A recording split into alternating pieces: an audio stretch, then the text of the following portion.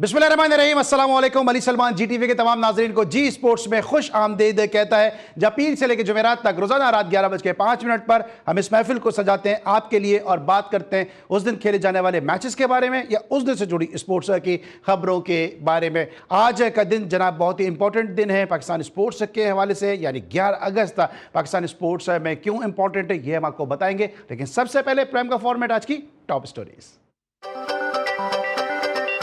West Indies ने हार का बदला ले लिया। दूसरा एक रोजा मैच पाकिस्तान से जीत लिया। 3 मैचेस की सीरीज 1-1 से बराबर। सीरीज का फैसला कुन मैच कल खेला जाएगा। पिच और कंडीशंस अब तक समझ नहीं आई। बैटिंग में रन्स कम किए, बॉलर्स ने भी साथ नहीं दिया। मोहम्मद रिजवान, हमारे रन्स कुछ कम थे, अगर 200 या 210 रन्स होते तो नतीजा मुख्तलिफ होता। हसन अली, आईसीसी ने नई वनडे इंटरनेशनल रैंकिंग जारी कर दी। पाकिस्तान एक दर्जे गिरकर चौथे से 5वें नंबर पर आ गया। वेस्ट इंडीज की टीम एक दर्जा तरक्की पाकर 9वें नंबर पर पहुंच गई।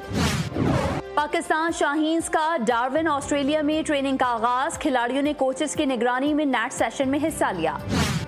पाकिस्तान विमेन टीम ने मुनीबा अली की शानदार सेंचुरी की बदौलत तीसरे टी20 में आयरलैंड विमेन टीम को 8 विकेटों से शिकस्त दे दी। एशिया कप में भारत एक बहुत मजबूत साइड है। दुबई में अच्छी विकेट्स पर भारत को हराना बहुत मुश्किल होगा। सौरव गंगोली, कौमी हॉकी टीम की प्रो लीग में शिरकत के मामले पर वजारत बैनुल सूबाई राबिता का इजलास कल तलब। इजलास की सरबराही वज़ीर आज़म के मुशीर राना सनाउल्लाह करेंगे। इजलास में प्रो लीग में शिरकत और फंड्स की दस्तयाबी के हवाले से तजावीज़ पेश की जाएंगी। और वर्ल्ड गेम्स स्नूकर में पाकिस्तान के मोहम्मद आसिफ ने क्वार्टर फाइनल में रसाई हासिल कर ली। मोहम्मद आसिफ ने इवेंट में अब तक का सबसे बड़ा 109 का ब्रेक खेला। जी नाज़रीन, ये थी आज की टॉप स्टोरीज़। और जिस तरह मैंने प्राइम की इब्तिदा में कहा कि 11 अगस्त जो है पाकिस्तान में स्पोर्ट्स के हवाले से बहुत ही इंपॉर्टेंट दिन है, क्योंकि 11 अगस्त 2016 को little master legendary Hanif Mohammad साहब इस दारे फ़ानी से कूच कर गए। हम दुआगो हैं कि अल्लाह ताला हनीफ मोहम्मद साहब की मग़फ़रत फरमाए और जो इनका खिला है वो यकीनी तौर पर न सिर्फ उनकी फ़ैमिली के हवाले से बल्कि क्रिकेट के हवाले से भी जो है वो मुद्दतों ये खिला जो है वो पूरा नहीं होगा। इसके साथ साथ जो है वो 11 अगस्त इसलिए भी इंपॉर्टेंट जनाब कि पाकिस्तान हॉकी के हवाले से 11 अगस्त बड़ा इंपॉर्टेंट दिन है, क्योंकि पाकिस्तान ने लॉस एंजलिस में जब गोल्ड मेडल अपने नाम किया था तो वो 11 अगस्त का ही दिन था। लेकिन आज हम बात करेंगे प्राइम के इस पहले फेज़ में हनीफ मोहम्मद साहब के हवाले से कि लिटिल मास्टर हनीफ मोहम्मद साहब के जिनको आज हमसे जुदा हुए तकरीबन 9 साल हो चुके हैं, उनकी कमी आज भी बड़ी शिद्दत के साथ महसूस होती है, क्योंकि हनीफ मोहम्मद साहब एक ऐसी शख्सियत थे कि जो गुफ्तगू जो किया करते थे तो उसमें भी जो है बहुत ज़्यादा सीखने वालों के लिए बहुत ज़्यादा सीख होती थी। इस हवाले से जनाब chairman Pakistan cricket board Mohsin Naqvi साहब ने भी जो है वो मैसेजेस दिए हैं और हनीफ मोहम्मद साहब के हवाले से उन्होंने कहा कि चेयरमैन पीसीबी मोहसिन नकवी साहब का जो मैसेज किया वो ये है कि लिटिल मास्टर हनीफ मोहम्मद मरहूम को क्रिकेट के लिए शानदार खिदमात पर उन्होंने खराज अकीदत पेश किया है। साथ साथ जो है मोहसिन नकवी साहब ने मज़ीद कहा कि हनीफ मोहम्मद ना सिर्फ एक अजीम बैट्समैन थे बल्कि एक आला शख्सियत के मालिक भी थे और हनीफ मोहम्मद साहब की जो क्रिकेट की शानदार खिदमात हैं इन पर इन्हें खराज तहसीन पेश करता हूँ। हनीफ मोहम्मद की ट्रिपल सेंचुरी का रिकॉर्ड आज भी शायकीन क्रिकेट नहीं भूले। मोहसिन नकवी साहब ने मजीद इसमें इजाफा किया और हनीफ मोहम्मद की उम्दा बल्लेबाजी का हर कोई मद्दा था। एक अच्छा ट्रिब्यूट दिया है चेयरमैन पाकिस्तान क्रिकेट बोर्ड ने लेजेंडरी हनीफ मोहम्मद साहब को। क्रिकेट आज भी इस अजीम बैट्समैन को नहीं भूली और ना भूल सकेगी। हनीफ मोहम्मद ने क्रिकेट के खेल में पाकिस्तान का नाम रोशन किया। इसके साथ साथ उन्होंने मजीद कहा कि हनीफ मोहम्मद जैसे बल्लेबाज एक अरसे के बाद पैदा होते हैं। पाकिस्तान क्रिकेट बोर्ड अपने हीरोज़ की खिदमात का बरमिला एतराफ़ करता है। मोहसिन नकवी साहब ने जिस जेस्चर का मुजाहरा किया उन्होंने मजीद कहा कि पाकिस्तान क्रिकेट के लिए हनीफ मोहम्मद साहब की जो बेमिसाल खिदमात हैं उनको हमेशा जो है वो याद रखा जाएगा। हम हमेशा जो है पाकिस्तान क्रिकेट बोर्ड पे जो है वो तनकीद करते हैं, लेकिन जहाँ कोई अच्छी चीज़ होती है उसकी ज़रूर तारीफ़ करनी चाहिए। और जिस तरह से मोहसिन नकवी साहब ने एक तवील मैसेज दिया हनीफ मोहम्मद साहब की खिदमात के हवाले से, उनकी आज इस डेथ एनिवर्सरी के दिन के हवाले से यकीनी तौर पे हम बहुत ज़्यादा मशकूर हैं chairman cricket board Mohsin Naqvi साहब के एक लेजेंड को उनके शाया निशान तरीके से जो इन मैसेजेस के ज़रिए ट्रिब्यूट पेश किया गया। लेकिन यकीन माने कि जी स्पोर्ट्स और जी टीवी कभी भी अपने हीरोज़ को नहीं भूलता है। यही वजह है कि हम हनीफ मोहम्मद साहब के हवाले से और दीगर हीरोज़ के हवाले से गाहे बगाहे अपने शोज़ में जो है वो मुसलसल जो इनकी खिदमात हैं उनको जो है हम रिपीट करते देते रहते हैं। इस वक्त मेरे साथ मौजूद हैं हनीफ मोहम्मद साहब के साहबजादे, खुद क्रिकेट का एक बहुत बड़ा नाम शोएब मोहम्मद साहब, उनको शो में खुश आमदीद कहते हैं। अस्सलाम वालेकुम शोएब भाई। जी वालेकुम सलमान। सर शोएब भाई, आज का दिन एक ऐसा दिन है कि जो ना सिर्फ आपके लिए एक बहुत बड़ा सानिया था, एक बहुत बड़ा हादसा था कि वालिद का साया आपके सर से आज 11 अगस्त 2016 को आपके सर से उठा, बल्कि साथ साथ पाकिस्तान क्रिकेट से भी ये साया उठ गया। एक अजीम शख्सियत, एक लेजेंडरी बैट्समैन हम में नहीं रहे और इनका जो खिला है वो मुद्दतों पूरा नहीं हो सकेगा। और हम हर साल, जैसा कि आपको मालूम है कि जी स्पोर्ट्स ये वाहिद शो है कि जब से जी स्पोर्ट्स शुरू हुआ है उस वक्त से लेकर अब तक हनीफ मोहम्मद साहब की जो परफॉर्मेंसेज हैं, जो उनकी खिदमात हैं, जो उनके हवाले से मेमोरीज हैं, वो उनको हम मुसलसल याद करते रहते हैं। इस अफसोसनाक दिन पे क्या कहेंगे आप?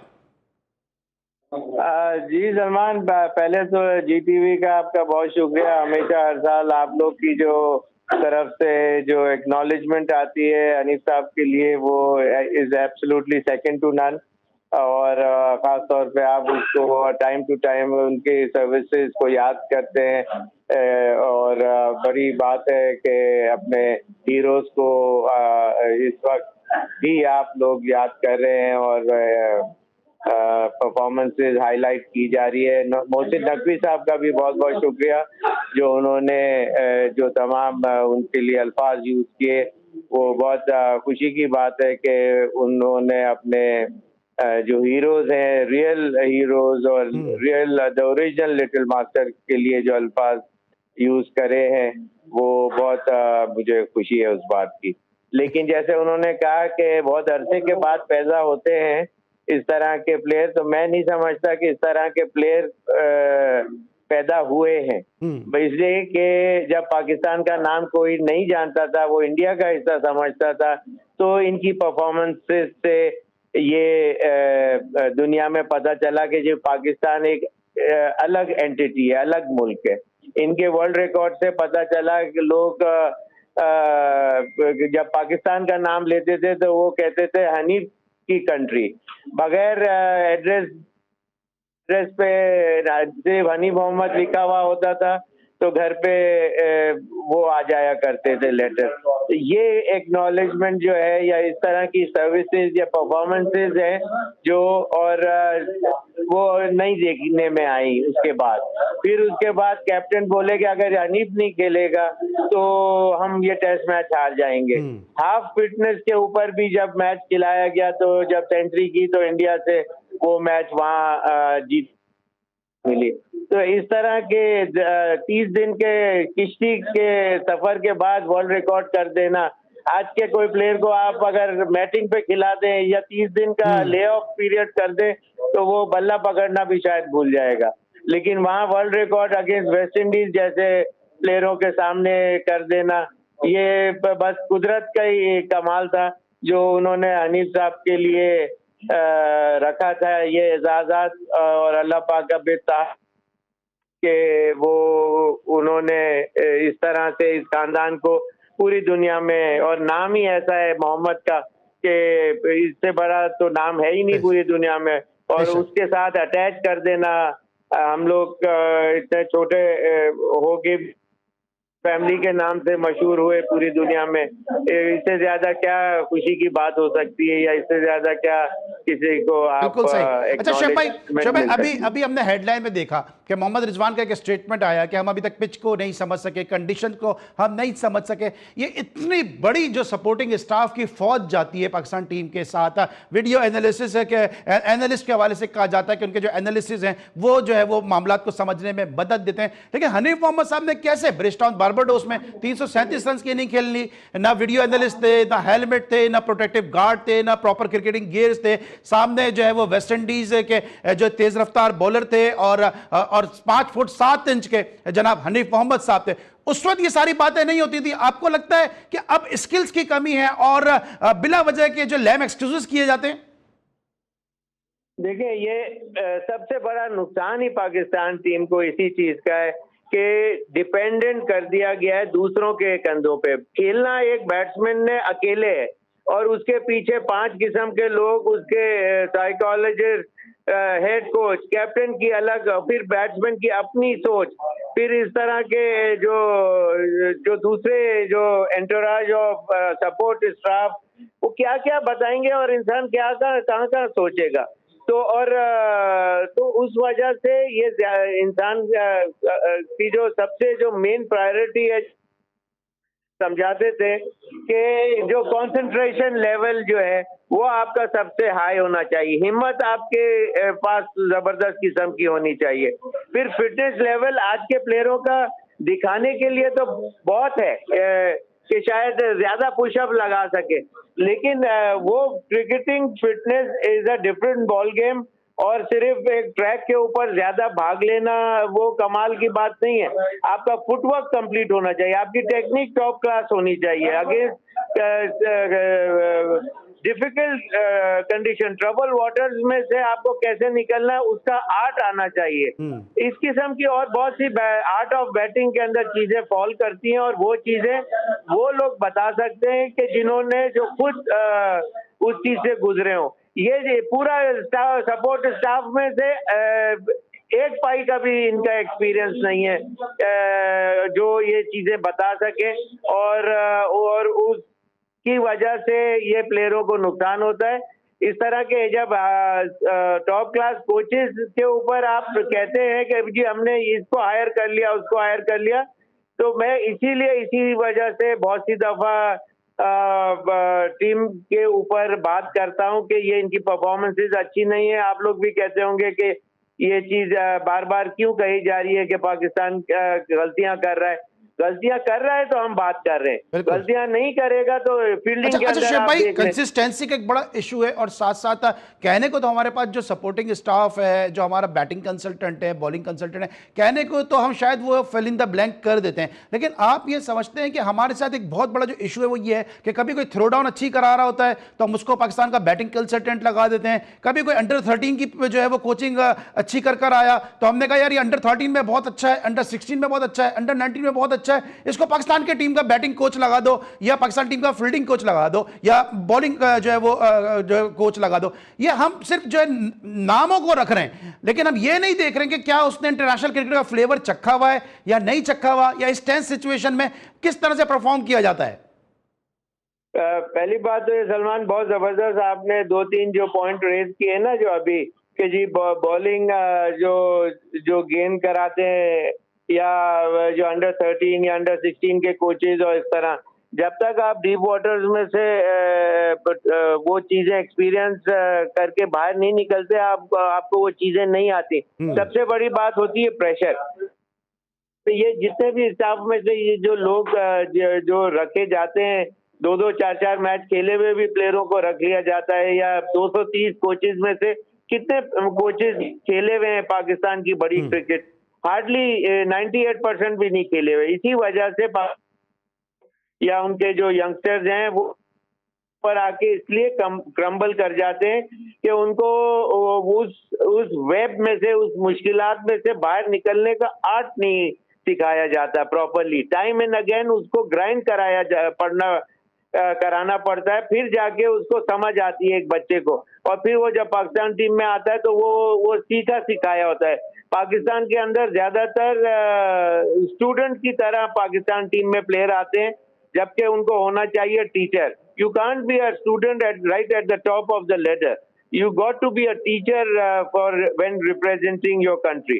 तो इस किस्म की चीजों की वजह से ये नुकसानात होते हैं। लेकिन वही बात है जो आपने पॉइंट आउट किया कि थ्रो डाउन जो करा रहे हैं उसको पाकिस्तान टीम का बैटिंग कोच बना दिया। देखिए वो कंफर्ट जोन में वो प्लेयर है, कंफर्ट जोन के अंदर आप एक दफा आ गए, अपना कंफर्ट जोन देखना शुरू कर दिया, तो फिर कभी भी आप मुश्किलात को हैंडल करने का वो नहीं। हम तो प्रोग्राम कर सकते हैं, हम अपनी आवाज पहुंचा सकते हैं, लेकिन आप तो क्रिकेट खेले हुए, आप समझते हैं कि इस वक्त जो डायरेक्शन है पाकिस्तान क्रिकेट बोर्ड की वो ना समझने की है ना समझाने की है, क्योंकि ड्यूरिंग द आपका फर्स्ट क्लास टूर्नामेंट चल रहा है, आप पावर हिटिंग कैंप लगा देते हैं, अब उसमें प्लेयर को यह समझ में नहीं आता कि मारना कब है और रोकना कब है। और जिस तरह भी आप खुद भी बॉल को बड़ा अच्छा लेफ्ट किया करते थे, और आप खुद ये बात करते हैं कि बॉल को लेफ्ट करना मारने से ज्यादा मुश्किल है, तो प्लेयर्स भी अब बड़ा घूम में आ गए।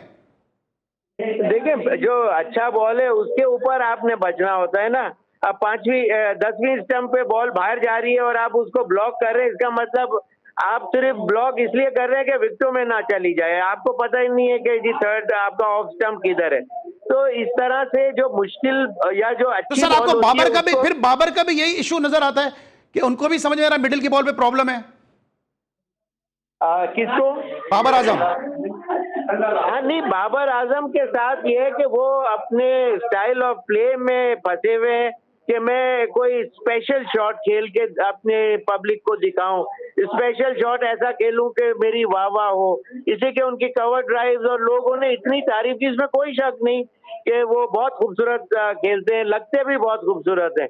लेकिन बात यह है कि ठीक है। हर वक्त वो आपको अब बॉलर्स और दूसरे एनालिसिस करके आते हैं, तो वो अगर आपको 2-4 वही ठीक है। वाले शॉट खिला के आपको फंसाने की कोशिश करते हैं, और जब दूसरी बॉल आती है तो उसमें उनको मुश्किलात ठीक। होती हैं।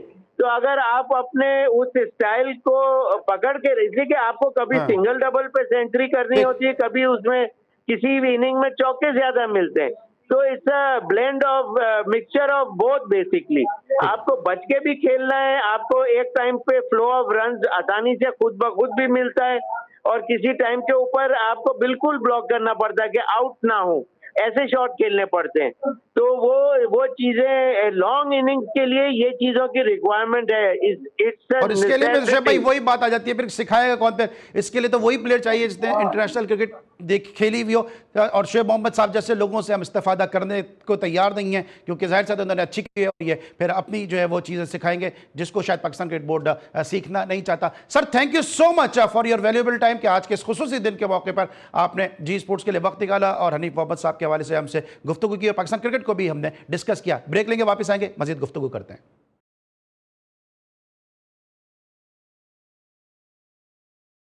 Welcome back after the break. और ब्रेक पर जाने से पहले हमारे साथ मौजूद थे शोएब मोहम्मद साहब, जो लेजेंडरी हनीफ मोहम्मद साहब के दिन के हवाले से हमें जो है वो आगाह भी कर रहे थे, पाकिस्तान क्रिकेट के मामला पर खुल के गुफ्तगू भी फरमा रहे थे। इस वक्त मुझे ज्वाइन किया पाकिस्तान के एक ऐसे स्पोर्ट्स जर्नलिस्ट ने कि जिनकी न सिर्फ क्रिकेट पर बल्कि दीगर जो स्पोर्ट्स है उन पर बड़ी गहरी निगाह है, और स्पोर्ट्स जर्नलिस्ट के हवाले से और खेल और खिलाड़ी दोनों के हवाले से जो है वो हम वक्त जो है वो उन कोशा रहते हैं और हमेशा कोशिश करते हैं कि उनकी फलाह बहबूद के हवाले से भी अपना किरदार अदा कर सकें, और उसमें बहुत हद तक वो कामयाब भी हैं। मेरे साथ मौजूद हैं असगर अजीम साहब, और उनसे हम जानेंगे कि इंट्रो में भी मैंने बात की थी और अब भी जो है हम असगर अजीम साहब से जानेंगे कि 11 अगस्त पाकिस्तान की स्पोर्ट्स के हवाले से बहुत ही इंपॉर्टेंट दिन है, हनीफ मोहम्मद साहब के हवाले से और साथ साथ हॉकी के हवाले से। असगर जरा बताइएगा, जरा इस दिन के हवाले से कुछ अपडेट कीजिएगा हमें।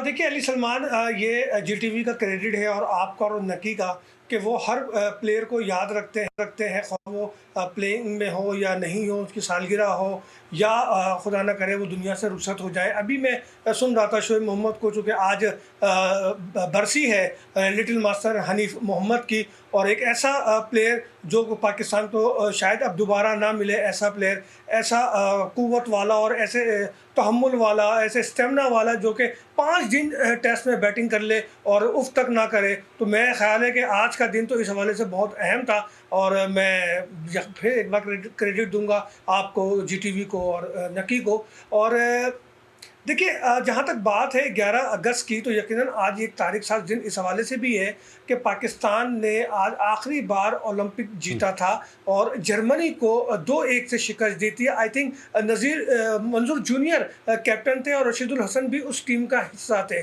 और आज ही के दिन अली बताऊं कि रशीदुल हसन ने प्रेस कॉन्फ्रेंस की है गुजरात में अपनी हवेली में, और उन्होंने हॉकी फेडरेशन के ख़िलाफ़ वो तमाम बातें की हैं जो जीटीवी एक तवील अरसे से बताता आ रहा है, कहता आ रहा है, लोगों को अपने नाज़रीन को बता रहा है उसने सारी चीज़ें, और हुकूमत की तवज्जो वो इस तरफ कराने की कोशिश करता रहा है। तो रशीदुल हसन ने आज वो तमाम बातें फेडरेशन की स्टेप बाय स्टेप अपनी की है। अभी आपने हॉकी की बात की है, लॉस एंजलिस ओलंपिक की ग्लोरीज को आपने याद दिलवाया और उस गोल जो पाकिस्तान ने किया और फिर 2-1 से पाकिस्तान जीता। लेकिन अब पाकिस्तान हॉकी फेडरेशन के ऐवानों में चल क्या रहा है? प्रो लीग के हवाले से क्या फैसला सामने आ रहा है? तारिक मुफ्ती साहब के हवाले से क्या जो है वो मामलात हैं, क्योंकि सुना है कि कोई इंक्वायरी वगैरह भी हुई है। देखिए अली, खबर तो ये है कि इससे पहले कि मैं कल बुलाए जाने वाले इजलास की बात करूं मैं आपको बताता चलूं कि शायद हुकूमत को कुछ ख्याल आ गया है। मेरी इत्तला के मुताबिक जो मेरे ज़राए बताते हैं कि आज तारिक बुक्टी साहब जो कि सदर है पाकिस्तान हॉकी फेडरेशन के, बहुत ज़्यादा परेशान हैं। आज को उन्हें फ़ोन ना करें, पता नहीं कुछ उल्टा सीधा ना वो कह दें, क्योंकि उनको मेरी इत्तला के मुताबिक शोकाज़ हुआ है। उस शोकाज़ में उनसे पूछा गया है कि आप पाकिस्तान हॉकी पीएसबी ने जो अब तक फ़ंड दिए हैं उसके क्लियर हिसाब क्यों नहीं दे रहे, और जो दीगर मामलात हैं और जो आपने टूर किए हैं उस टूर का हिसाब किताब क्यों नहीं दे रहे, किसकी इजाज़त से, कौन सी इन्विटेशन पे आपने टूर किया। फिर इस्लामाबाद ऑफिस के बारे में उनसे पूछा गया है। इसी तरीके से दीगर जो माली और गैर कानूनी इक़दाम हैं उन सब चीज़ों के बारे में उनसे पूछा गया है। और ऐसा लगता है कि अब तारिक बुक्टी साहब का फेडरेशन से चल चलाओ का वक्त आ गया है। इसके साथ साथ बताऊं कि कल जो है प्रो लीग के हवाले से एक बड़ा अहम इजलास होने जा रहा है बैनुल सूबाई राब्ता कमेटी, बैनुल सूबाई राब्ता वजारत के तहत, चूँकि राना सनाउल्लाह इसकी सदारत कर रहे हैं। सेक्रेटरी फाइनेंस और सेक्रेटरी बैनुल सूबाई राब्ता, DG sports board, Pakistan hockey federation के नुमाइंदे और दीगर लोग इस इजलास में मौजूद हैं। और उसमें ये डिस्कस किया जाएगा कि आया प्रो लीग में पाकिस्तान को जाना चाहिए या नहीं जाना चाहिए। और फिर जो डिमांड की गई इतनी बड़ी रकम की 70 करोड़ या 60 करोड़ रुपए की डिमांड है, तो वो रकम जो है कैसे अरेंज हो। गो के हॉकी फेडरेशन ने एक ऑफर दी है। देखिए, अदम एतमाद कि ये एक मिसाल है कि हॉकी फेडरेशन ने पहली बार ये ऑफ़र दी है पीएसबी को, हुकूमत को, कि प्रो लीग के अखराजात वो अपने बराह रास्त खुद करे, अपना कोई नुमाइंदा लगा दे। वरना हमेशा यही होता रहा है कि ये लोग खुद जो कहते हैं कि ना जी हमें पैसा दे, और यही वजह है कि लोग बैक हो जाते हैं और उनको सपोर्ट नहीं करते। लाइक लाहौर कलंदर को ले लें या नदीम उमर को ले लें, ये लोग इसी बुनियाद पर बैक हुए कि ये पैसे मांगते थे कि हमें पैसे दे। ये पहली बार है और मैं समझता हूँ कि हुकूमत का ये अदम एतमाद भी है जिसकी वजह से उन्हें ये कहना पड़ा। असगर आपने हॉकी के वाले से मैं अपडेट कर दिया, लेकिन हैदर अली की क्या अपडेट है?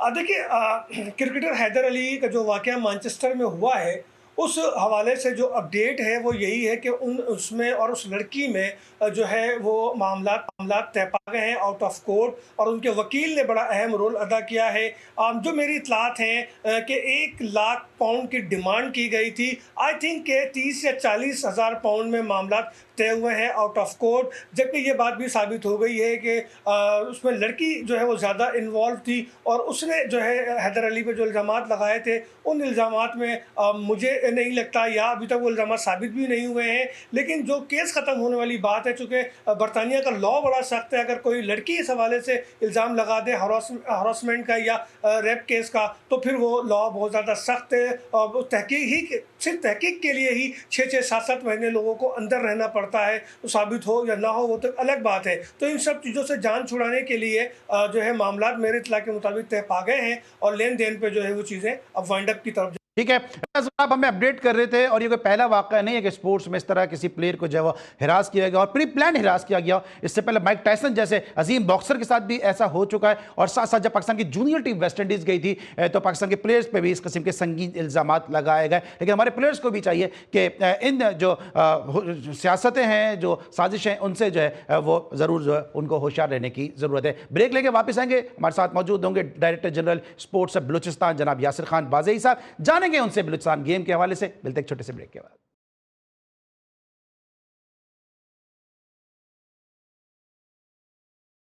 Welcome back after the break. और ब्रेक पर जाने से पहले असगर अजीम हमारे साथ मौजूद थे, जो मैं अपडेट कर रहे थे मुख्तलिफ जो इवेंट्स के हवाले से। इस वक्त मेरे साथ मौजूद हैं बलूचिस्तान से एक ऐसी ज़बरदस्त शख्सियत है कि जिनकी मौजूदगी से बलूचिस्तान में स्पोर्ट्स जो है इस वक्त स्पोर्ट्स सरगर्मियों का हब बना हुआ है। डायरेक्टर जनरल स्पोर्ट्स बलूचिस्तान जनाब यासिर खान बाज़ई साहब ने मुझे ज्वाइन किया, और उनसे हम जानेंगे बलूचिस्तान के गेम्स के हवाले से कि बलूचिस्तान गेम्स का आगाज़ हो रहा है। अपडेट कीजिएगा यासिर खान बाज़ई साहब बलूचिस्तान गेम्स के हवाले से। जी सलमान, 12 तारीख से हमारा बलूचिस्तान गेम्स शुरू होने जा रहा है, और ये फॉर द फर्स्ट टाइम हम इसको on the pattern of Olympics and national games organise कराने जा रहे हैं। इसमें बलूचिस्तान के तमाम डिवीजन्स का दस्ता आएगा, इंक्लूडिंग क्वेटा, और वो मुख्तलिफ गेम्स में लड़कियों के मुकाबले होंगे, और ऑलमोस्ट वी आर एक्सपेक्टिंग कि इसमें लगभग 5000 एथलीट्स और ऑफिशियल्स हिस्सा लें। बाज़ई साहब, कौन से खेलों के मुकाबलों का इनेकाद हो रहा है बलूचिस्तान गेम्स में?